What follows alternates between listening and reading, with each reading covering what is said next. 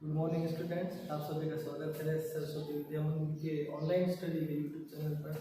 आज हम बात करेंगे क्लास 8 के लिए उनके एग्जाम के पैटर्न और उसके सिलेबस के बारे में कि आपके ग्रामर के अंदर क्या क्या किस किस प्रकार के क्वेश्चन पूछे जाते हैं। सबसे पहले तो आपके आरबीसी द्वारा इंग्लिश वीडियो की बुक दी गई है जिसके अंदर 15 लेसन है। उसके अंदर आपको 3 पैसेज दिए जाएंगे और पैसेज से रिलेटेड आपको क्वेश्चन दिए जाएंगे और पैसेज से आप उन सभी के क्वेश्चन के आंसर लिखने हैं। और आप इस ग्रामर के अंदर क्या क्या चीज़ें हम देखेंगे हम एक एक करके। सबसे पहले वोकेबुलरी, इसमें पहला दे रखा है साउंड, सेकंड है एंटोनिम्स एंड सिनोनिम्स। साउंड का तो सभी को पता है। एंटोनिम्स और सिनोनिम्स इसका अर्थ है समानार्थी शब्द और विपरीतार्थक शब्द, यानी ऑपोजिट वर्ड। जैसे up, down, day, night opposite word बनता है, वो सब इसमें आते हैं। सिनोनिम्स यानी उसके सिमिलर वर्ड। फिर आते हैं होमोफोन्स। होमोफोन्स वे सब वर्ड होते हैं मतलब जिनका प्रोनाउंसिएशन उच्चारण जो करते हैं वो एक जैसा होता है परंतु उनका जो अर्थ है वो अलग अलग होता है। जैसे लिखा जाता है डियर, जिसमें DEAR का अर्थ होता है प्रिय, और DEER इसको भी डियर उच्चारण किया जाता है जिसका अर्थ होता है हिरण। यानी दो बोलने में उनका उच्चारण बिल्कुल समान होता है परंतु उनका अर्थ जो है वो अलग होता है, वो आता है होमोफोन्स में। उसके बाद में आता है वर्ड फॉर्मेशन। वर्ड फॉर्मेशन यानी दो अलग अलग वर्डों से नए शब्द का निर्माण करना है। जैसे एवरी और थिंग का अर्थ होता है वस्तु और एवरी का अर्थ होता है प्रत्येक। इन दोनों को मिला के बनता है एवरीथिंग। जैसे एनी और थिंग मिलके बनते हैं एनीथिंग। ये होता है वर्ड फॉर्मेशन। ये दो अलग अलग वर्डों से नए शब्द का निर्माण करना है। उसके बाद में आता है नंबर। नंबर का अर्थ है वचन, जिसको हिंदी में कहते हैं वचन, यानी एक वचन, बहुवचन, सिंगुलर और प्लूरल। सिंगुलर को प्लूरल में बदलने के लिए क्या क्या परिवर्तन किए जाते हैं शब्द में। जैसे शब्द के पीछे S लगाकर या ES लगाकर, VES, IES। जैसे Y को हटा के स्काई लिखा होता है तो Y को हटा के IES लगाकर उसका प्लूरल बनाया जाता है। किसी के पीछे S लगता है, कहीं VES लगता है, वो सारे रूल्स वगैरह नंबर के अंदर आएंगे। उसके बाद है जेंडर, लिंग, यानी स्त्रीलिंग से पुल्लिंग में बदलना है, पुल्लिंग से स्त्रीलिंग के अंदर। जैसे फादर से मदर, सिस्टर से ब्रदर, वो आएगा जेंडर के अंदर। उसके बाद में अगला है मिसस्पेल्ड वर्ड। मिसस्पेल्ड के अंदर आपको मीनिंग दे रखी होगी जिसके अंदर लेटर जो है वो गलत दे रखे होंगे, उसको आपको वापस सही करके उसको सही करना है, उस वर्ड को वापस सही लिखना है। उसके बाद 8वां है words in situation. Words in situation का अर्थ है आपको सेंटेंस के अंदर वर्ड का जो क्रम है वो सही नहीं दे रखा होगा। जिसके अंदर सेंटेंस के अंदर वर्ड जो है उसको ऑर्डर वापस सही करना है कि सबसे पहले क्या आएगा। अगर अफर्मेटिव सेंटेंस है तो उसमें सबसे पहले सब्जेक्ट है, फिर हेल्पिंग वर्ब आएगी, फिर उसके बाद मेन वर्ब, फिर ऑब्जेक्ट। जैसे अगर कोई इंटरोगेटिव सेंटेंस है तो सबसे पहले हेल्पिंग वर्ब या WH वर्ड जो चीज़ आएगी वो ऐसे वर्ड इन सिचुएशन में उसको क्रम सही लगाना है वर्ड का। उसके बाद में दे रखा है सेंटेंस रीऑर्डरिंग। उसके अंदर आपको कोई इवेंट या कोई भी जैसे घटना दे रखी होगी, कोई स्टोरी दे रखी होगी जिसके अंदर आपको 5 या 6 लाइनें दे रखी होगी जिसको आपको क्रम में लगाना है। उनका क्रम जो उल्टा सीधा दे रखा होगा तो घटना के हिसाब से सबसे पहले कौन सी लाइन आएगी, सबसे लास्ट में कौन सी आएगी, उसको बिल्कुल रीऑर्डर करना है और वापस उसका सही इवेंट, सही उसकी स्टोरी तैयार करनी है। उसके बाद में 10वां दे रखा है वन वर्ड सब्स्टिट्यूशन, यानी वाक्य के लिए एक शब्द। जैसे फादर, मदर, ये एक वाक्य हो गया, इसके लिए एक शब्द आएगा तब उसको लिखेंगे पेरेंट्स। तो उस प्रकार वाक्य के लिए एक शब्द जो है वो आएगा वन वर्ड सब्स्टिट्यूशन में। इनसे रिलेटेड एग्जाम पेपर के अंदर बहुत छोटे छोटे सवाल आएंगे, कहीं ऑब्जेक्टिव भी आएंगे और या फिर बहुत छोटे सवाल जिनका उत्तर आपको एक शब्द के अंदर देना है।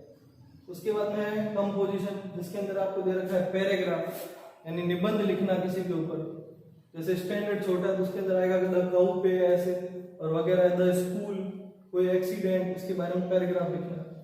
नेक्स्ट है स्टोरी। स्टोरी तो पहले भी पढ़ते हैं, the fox and the crow, कैप्सुलर एंड द मंकी। ऐसी स्टोरी जो है वो आपको पूछी जाएगी, उसमें से लिखना है आपको। ये चीज आपको अथवा में दे रखी होगी, दोनों में से कोई ये करनी है। तीसरा है लेटर लिखना। लेटर और एप्लीकेशन। एप्लीकेशन में अगर आप बीमार हैं या आपको किसी प्रकार की छुट्टी चाहिए, किस चीज के लिए एप्लीकेशन दे रखे हैं वो सभी आपको चीजें इसके एप्लीकेशन में आएगा प्रार्थना पत्र। फिर आएगा आपके ग्रामर में, पहला दे रखा है डेटरमाइनर्स। डेटरमाइनर्स का अर्थ होता है निर्धारक शब्द, जैसे अ, फ्यू, द, फ्यू जो नाउन से पहले लगते हैं, सारे आर्टिकल्स जो है ए एंड द, वो सभी डेटरमाइनर्स में आते हैं। उनके बाद है कंजंक्शन। कंजंक्शन वो होता है जब दो वाक्यों को या दो नाउन को, दो वर्ब्स को जोड़ने का काम करता है।